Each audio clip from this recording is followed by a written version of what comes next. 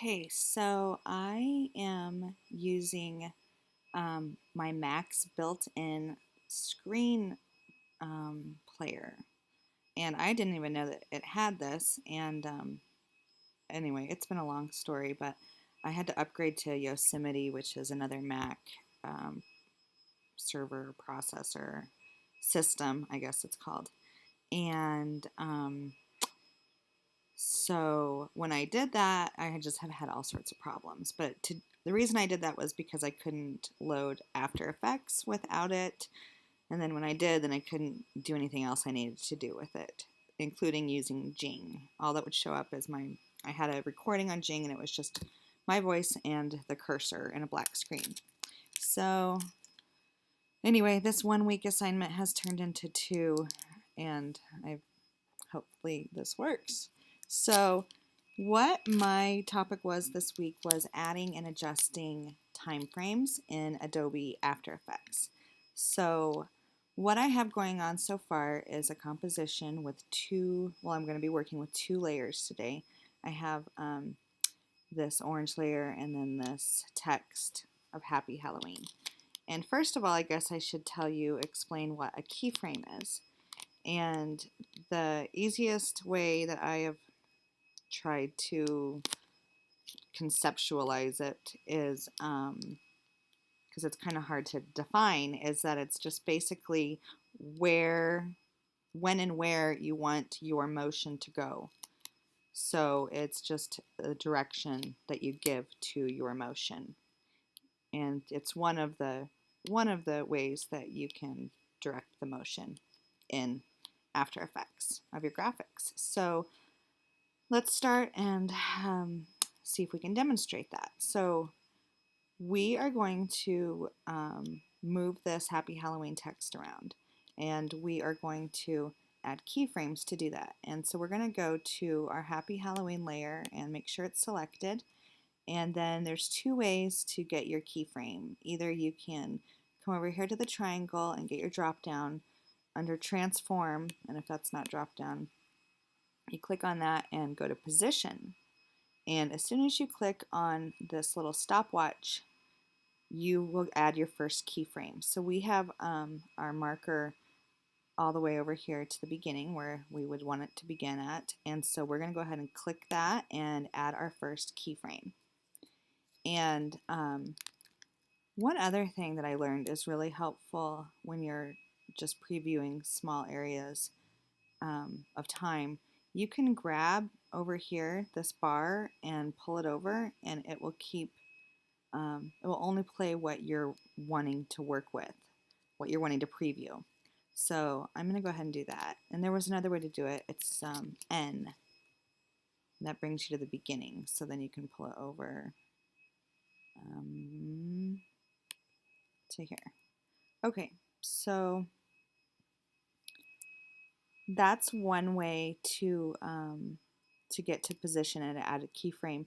The other way is if you want to pull up on the triangle again, if you don't want to have all the other options showing, you're just using position, you can press P and just the position will show up. So let's stick with that for now. And so we have it where we want to start, and now we're going to bring it over. Let's do about 2 seconds and add another keyframe. Or actually, first let's just see if this is selected. There we go.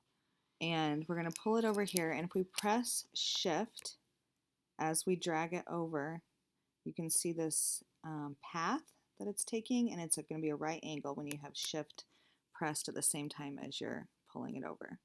So there's our first, or I guess it would be our second position. Now we're going to move our marker over and add a keyframe, and then grab your text and pull it down. I would like to go straight down to this corner. Okay. I'm going to try to make like a full circle or square around the box. We're going to pull down our marker and add another keyframe, pressing this diamond over here. That's another way to add a keyframe. And actually, once you engage the stopwatch, you don't want to click it again because it'll take away all the keyframes that you've added. And so you want to keep it on and then just use this diamond to add your keyframes. So now we're going to grab our text and bring it over to this corner. Okay, and then pull this down again to a few more seconds. Grab our text. Oh, we need to add our keyframe. Grab your text. What happened? Oh, for some reason, you have to always make sure that if you press V, that your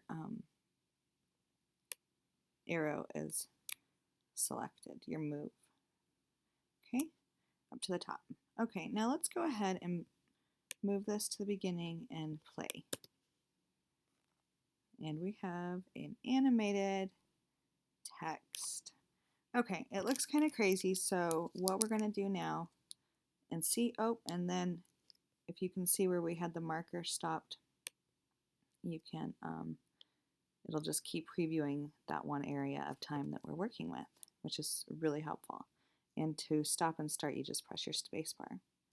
Okay, so now let's go ahead and adjust our keyframes. And one of the ways to do that with all of them, let's go ahead and highlight them all, right click, and if you go to keyframe interpolation and change this auto Bezier to linear, it will give you straight lines. I'm still learning exactly more about that, but I know that that's a way to do this.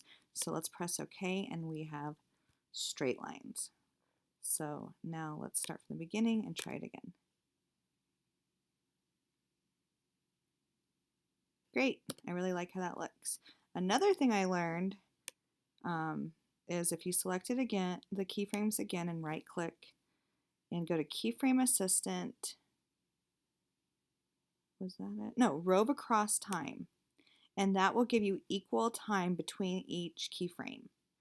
So, which is another really helpful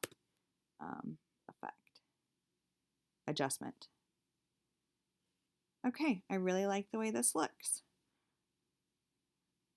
So hopefully that helps, and hopefully this worked. Sorry it was late. Talk soon. Bye. Okay, wait, how do I stop this?